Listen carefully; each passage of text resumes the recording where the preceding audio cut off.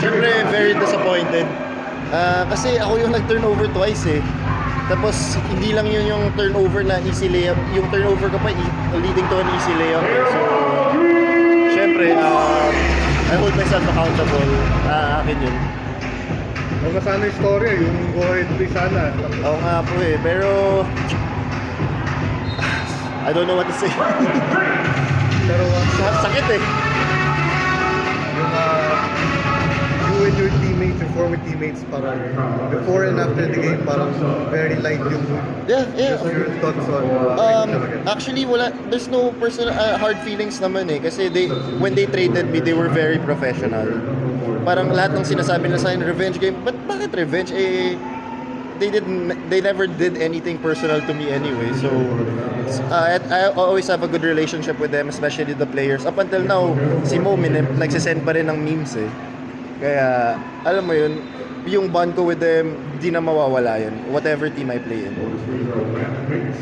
Is there like, yun nga, okay naman kayo with the team? Yes, of Miguel, course. Is there an added motivation? Sa Miguel? I mean, I guess given na yun, syempre when you get traded, nung trinade rin naman ako ng NLEX going to Terra Firma, coming into that game, syempre focused ako eh, like something to prove, pero nothing personal. It's just, I guess, just wanting to win, just wanting to prove myself again. Maybe going back lang din ulit dun sa game, I mean, this could have been easily like a 4-0 din I for know. Terra Firma. 3 straight games na, Yeah. we're almost, ayan. Siguro gano'n lang kalaki lang din ito in terms of like yung character development. Yeah, I guess ang pwede lang naman ang hilingin namin with this team kasi ilan lang naman kami veterano eh. Ako, Mav, at saka si Aljo, and then the rest are young guys.